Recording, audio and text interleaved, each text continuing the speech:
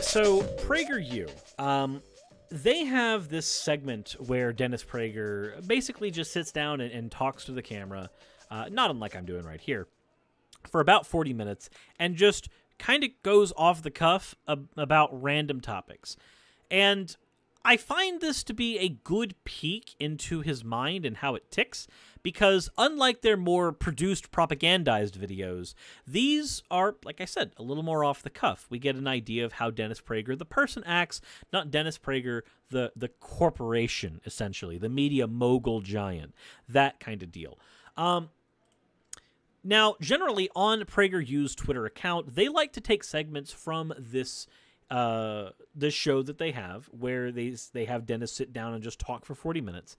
And when they do this, they take the best parts of it, the parts that they think are going to grab you, the good arguments, you know, the good stuff, only the top quality memes, and they inject them directly into your bloodstream via Twitter. Now, according to Dennis Prager in one of these, leftism has replaced passion for God. Let's ignore the fact that there are religious leftists for just a second, and let's go ahead and just embrace the delusion temporarily. Most religious people have a built-in passion. They're passionate about their religion, the Bible, their religion, their church, their synagogue, their church or synagogue study group. They have a lot that gives them passion. Can I also say that passions also develop in fandoms? I'm 100% an advocate for the joke that hearing a Muslim and a Christian argue about their religions is like watching a Star Trek and a Star Wars fanboy argue the efficacies of their particular favorite shows and favorite movies. It is functionally no different to me as an outsider watching these arguments take place. It is exactly like sitting in the middle of a nerd fight in a convention center or in a card shop or even on a forum. So I do understand that these passions can be everywhere. I mean, hell, I've got passions. I've got this one right here. I like blasters. I like taking them apart. I like modifying them. I like painting them. I like doing things that, you know, they give me happy fun times. Happy fun times. One of my passions right there. But let's go ahead and see what Dennis Prager has to say about the passion of leftism, apparently. Their faith does. That's pretty universal among truly religious people. Secular people don't have that. But they want to be passionate about something. So, wait. Secular people don't have passion, but we want passion, according to Dennis Prager. I'm a secular person. I have some pretty deep passions. I love card games. I absolutely love Nerf guns.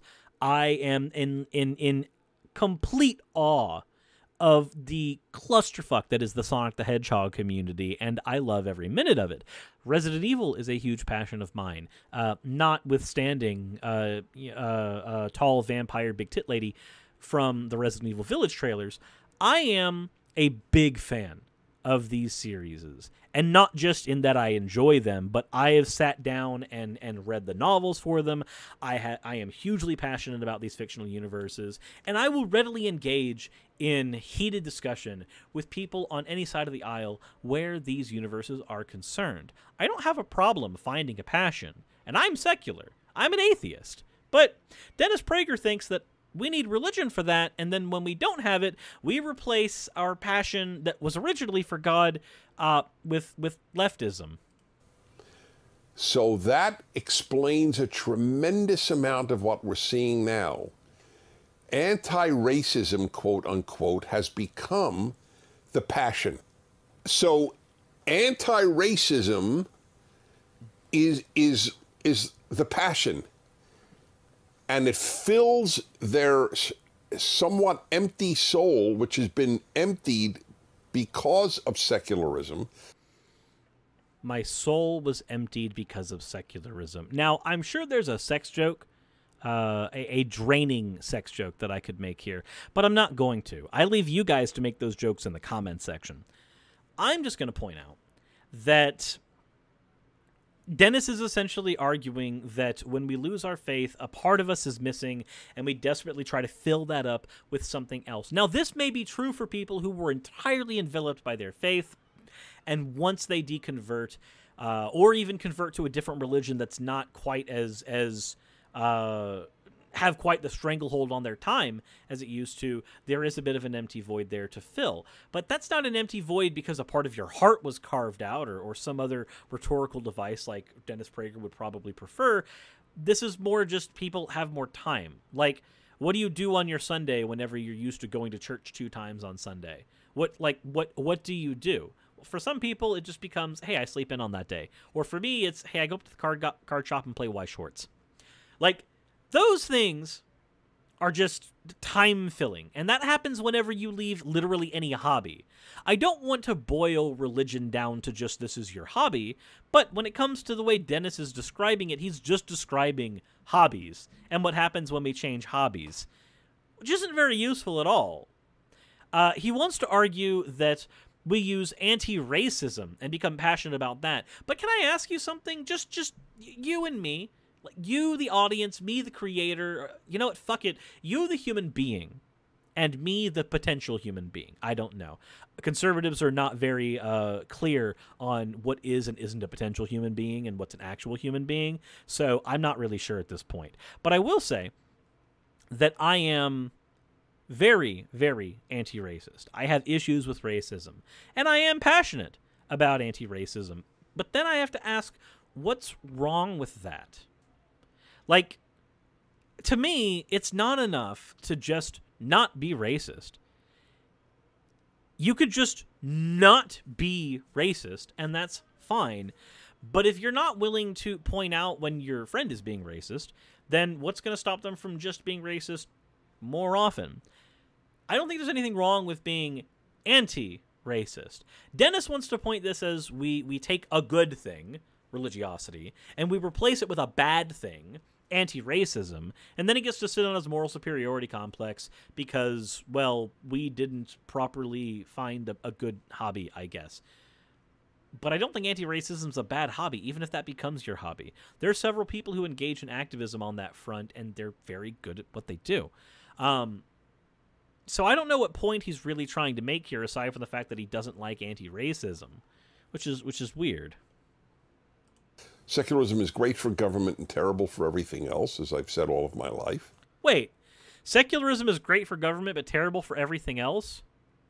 So let me ask you something. Secularism of the family. So if the family views themselves as individual units, where they are irreligious, or they allow their children to be irreligious if they so choose, what's wrong with that?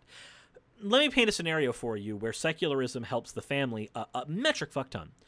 Let's say that you are the type of person who would use the Bible as an argument as to why your child deserves to burn in hell, for instance, but for the mere sin of being born a human being into a world, cloaked in sin because Adam and Eve ate fucking fruit.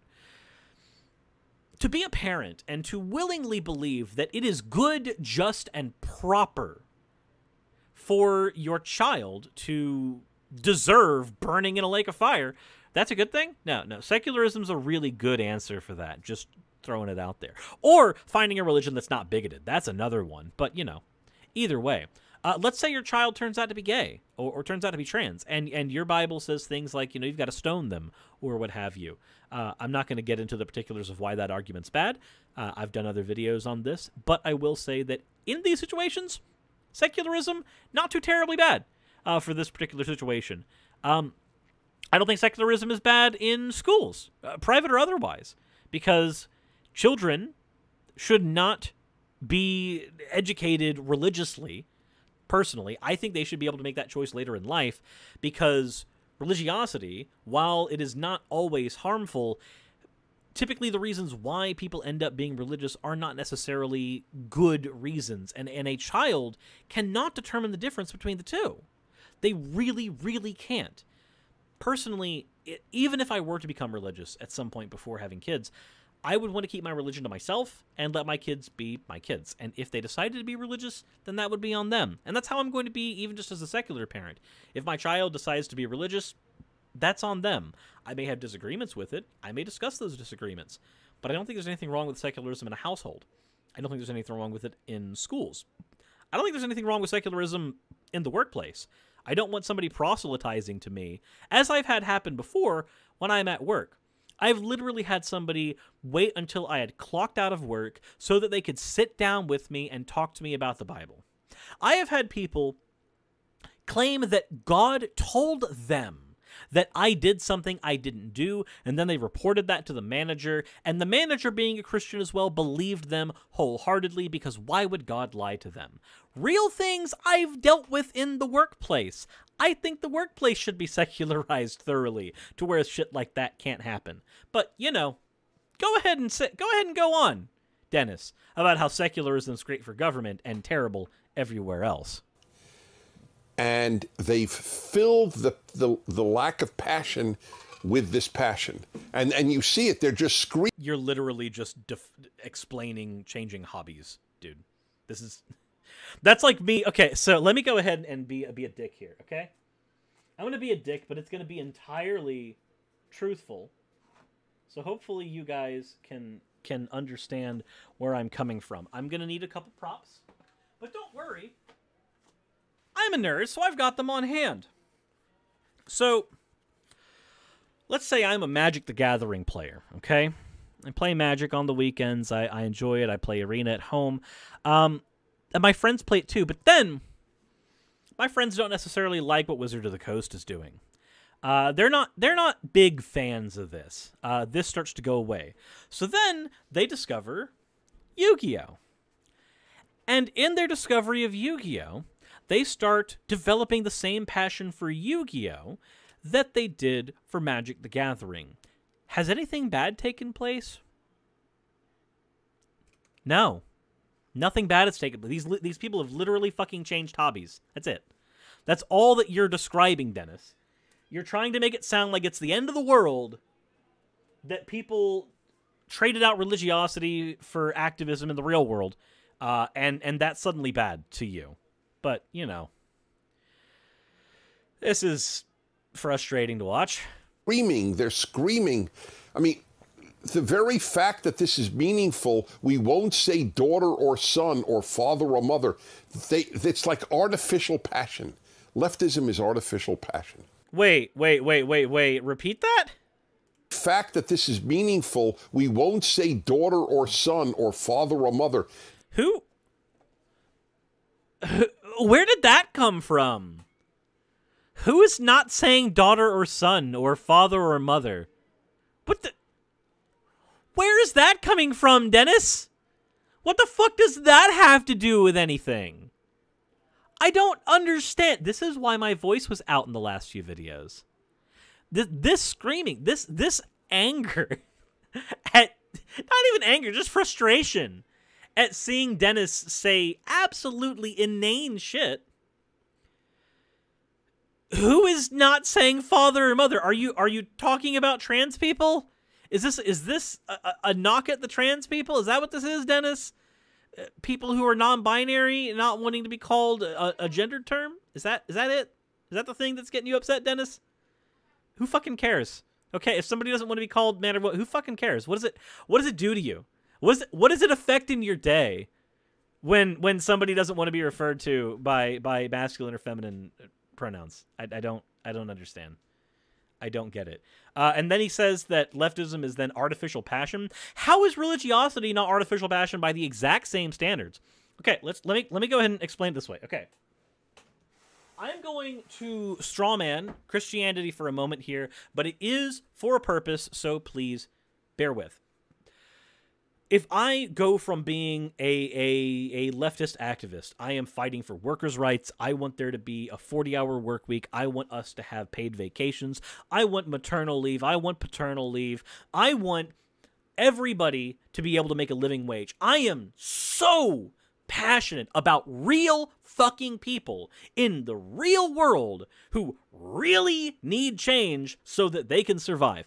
And then one day I go, I don't need to do any of that, because you see, when they starve to death because they can't take care of themselves, because they can't afford to, or when they go crazy and have to either go to jail because of stealing or end up dying because of some other issue related to their poverty, what have you, it doesn't matter. They will at least be able to go to the afterlife and go to heaven. So instead, I'm going to be passionate about the afterlife that I may or may not even know exists. And I'm going to be passionate about that. That's the thing that I'm going to advocate for. Who cares about advocating for people who need help in the here and now, or need help in the world right now? None of that matters, because this is temporary. Everything matters in the afterlife. That's the part that matters. That's what I'm going to fight for. So this is my new passion. How is this not literally, by definition, artificial passion? Because you are advocating and you are excited about a thing that doesn't fucking exist in all actuality. You may believe that an afterlife exists. I personally don't, and neither of us can demonstrate one way or the other. So we're going to go ahead and work right now under the I don't know. This is literally artificial at that point. It is completely and totally fabricated. How is that not artificial passion by the same metric that Dennis Prager is attempting to utilize? How? It's like artificial passion. Leftism is artificial passion. It's an interesting new term that I would use for it. It's an interesting new term you would use for it because so, you yes, don't have anything better to say. It's a very significant issue you touched upon. It's not an interesting issue, Dennis. You literally have no idea what you're fucking talking about. You're making up shit to pander to your audience, and it is all you do. Real sir...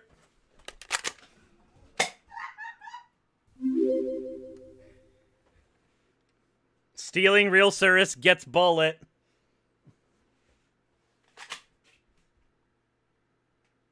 I'll break his hammer. Anyway, this is not artificial passion. I am passionate about protecting real Suris. Go ahead and leave a like if you haven't already. Go ahead and hit the bell notification icon and the subscription bell. That's not how that works, actually. The subscription thing is not a bell. Anyway, there's links in the description. I think Dennis Prager is a complete and total numbfuck.